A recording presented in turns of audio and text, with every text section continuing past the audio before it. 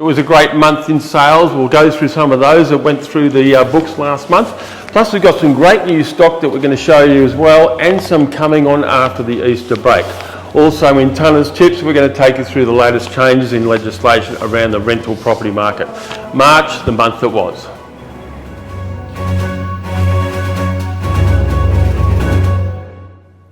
The month that was. Let's go through some of the properties that sold last month. We've got some really good standouts, so I'm not going to read through all of them. But starting out at Brown Hill, we had number 10 Swift Rise, a 4-bedroom home sold out there for an undisclosed figure. And at Mount Clear, we had Unit 1, 13 Tinworth Avenue, a 3-bedroom townhouse, terrific home that one, $436,000 that sold for. 31 Margaret Street in Wendouree, a 2-bedroom property, went under contract within 3 days of it going on the market, and that sold for $367,000. In Delacombe, we had a 44 Brahman Drive, a 4-bedroom property there, that went for $600,000. At Ballarat Central, 201 South Street, Ballarat, so a period home here, that went for a 3-bedroom property, went for $420,000. And in Newington, 5 Murray Street, a 3-bedroom home there, went for $799,000. So that gives you a bit of a rundown of what's just sold. Now let's have a look at what's just listed out there. I'm not going to go through every one of them, but here are some prominent properties that have just come on the market. Starting in Alfredton, number 7 Aberdeen Street, a 5-bedroom property there with 3-bath, 3-car. That's on the market for $1.29 to $1.42 mil. In Brown Hill, 1 Lana Place, 3-bedroom, 5-car garage.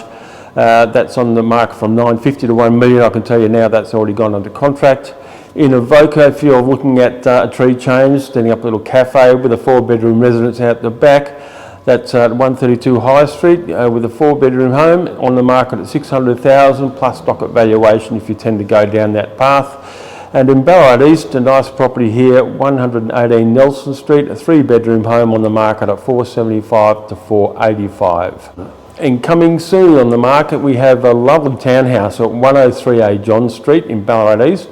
3-bedroom townhouse there, and 1758 Sturt Street, Alfred, terrific 4-bedroom home coming up. Another lovely period home at 1135 Eyre Street in Newington, that's got also 4 bedrooms through it, plus a 4-bedroom home at 15 Lane Street in Brown Hill. All these are coming soon, probably after the Easter break.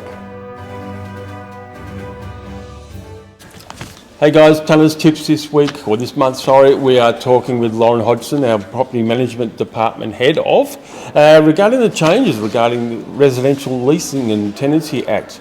And Lauren, what are the key changes so far that are coming through? Well, there's quite a lot, but some of them are the safety checks that we have to now get done before a new tenant moves into a property or when their lease changes. So if someone's on a fixed term tenancy and that ends, if it rolls over to periodic or they move out, that's when the landlord has to get these checks done. Right, that's gas and electrical. Or by 2023. So the house has to have an electrician go through, and they have a list from like Energy Safe Victoria that they have to do to comply with these rental checks. And in the past we only had to get gas heaters serviced, but now that is for all gas appliances, so that could be cooktops and hot water services. They have to be checked as well. Would you see this as being a good thing?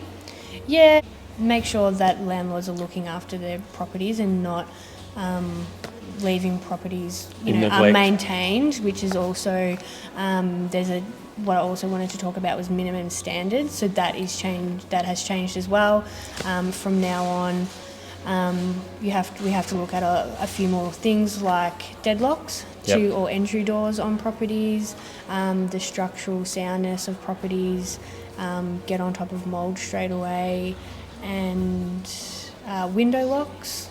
So you have to be able to lock a window, you have to be able to open all windows, and a few other things. Fairly in depth, isn't it? Yeah. What are some of the changes regarding the sales side of things for properties that are on the market? Rental ones? So now with any sales inspection that is conducted, a landlord has to give the tenant compensation for that. So that is half a day's rent.